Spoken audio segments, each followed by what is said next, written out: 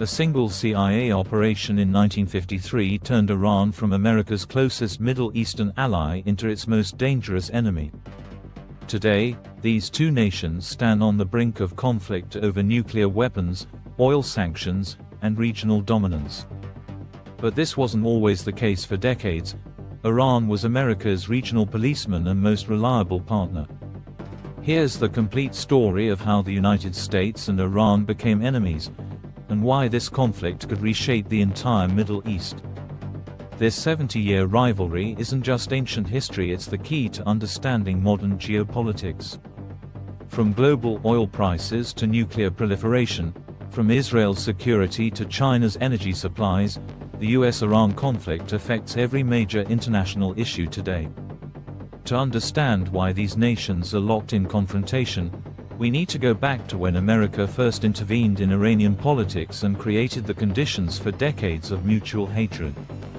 Before 1953, Iran had something unique in the Middle East: a democratically elected government trying to control its own oil resources. Mohammad Mossadegh, Iran's popular prime minister, represented Iranian nationalism against foreign interference. His crime, in Western eyes, was nationalizing the Anglo-Iranian Oil Company, which had been extracting Iranian oil under terms that gave Iran only 16% of the profits, while Britain kept 84%. Imagine a foreign company taking 84% of profits from American oil. That's exactly what Britain was doing to Iran. The CIA's Operation Ajax, conducted in partnership with British intelligence, orchestrated Mossadegh's overthrow through a carefully planned campaign of propaganda, bribery, and orchestrated protests. The operation succeeded in just 4 days, removing Iran's democratically elected government and installing Shah Mohammad Reza Pahlavi as an absolute monarch. For the CIA, it seemed like a perfect victory: regime change achieved quickly and cheaply.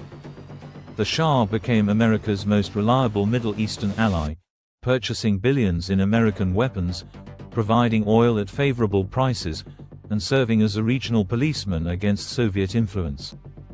Iran under the Shah was Israel's closest Muslim ally and hosted major American military bases. For 25 years, this partnership seemed to validate the 1953 intervention. But the coup created deep resentment among ordinary Iranians who had supported Mossadegh's nationalist agenda.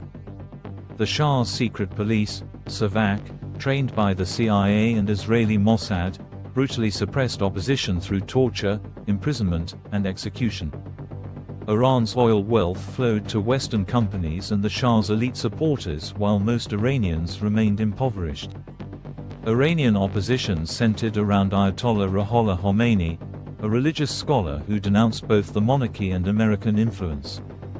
When the Shah's regime collapsed in 1979, it wasn't just political change, it was a complete rejection of the Western-imposed order that had ruled Iran since 1953.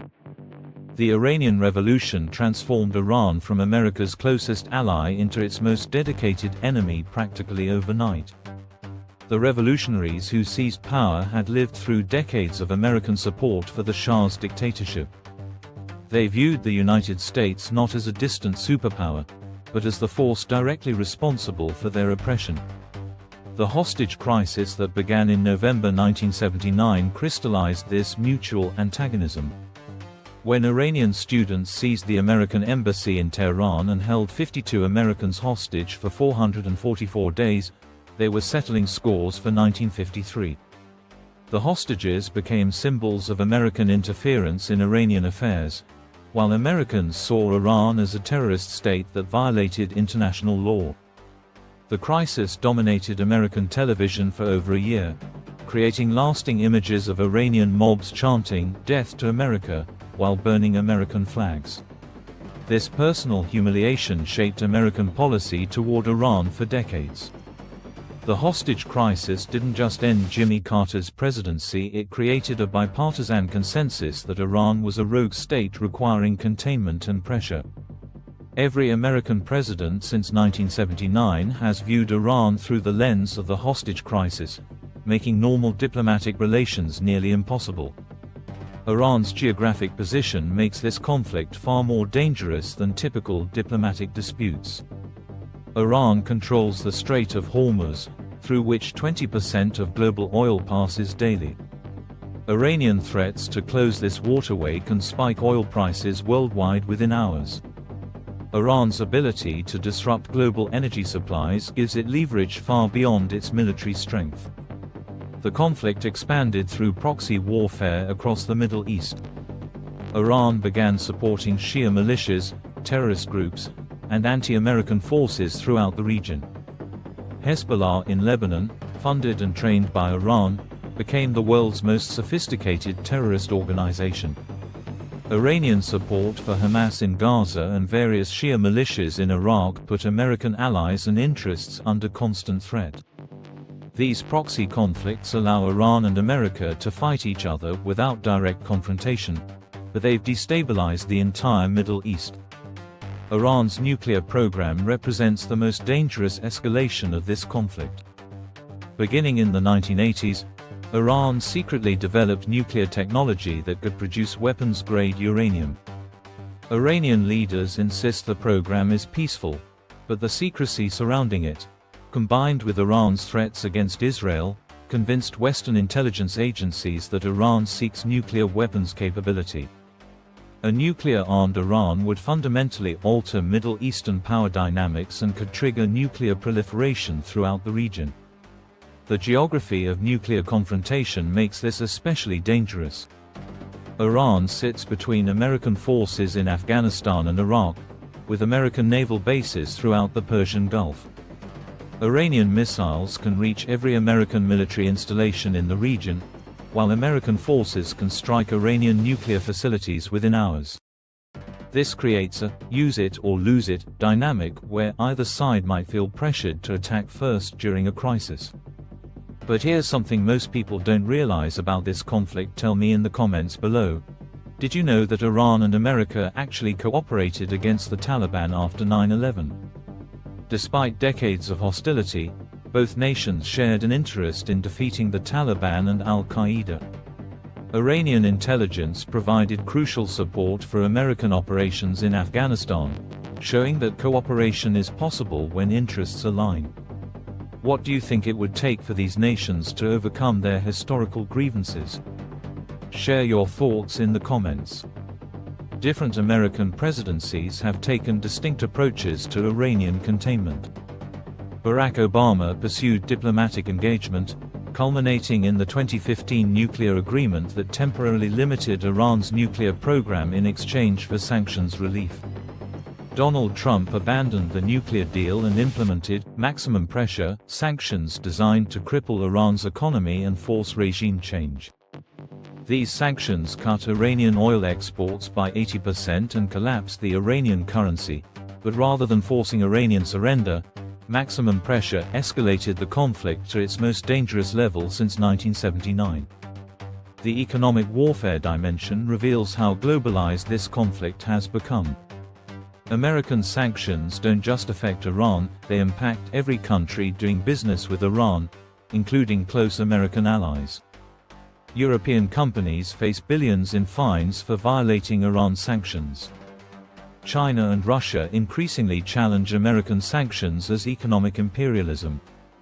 The US-Iran conflict has become a test case for American economic dominance in the global financial system. Iran's response to sanctions demonstrates the country's strategic patience and asymmetric warfare capabilities.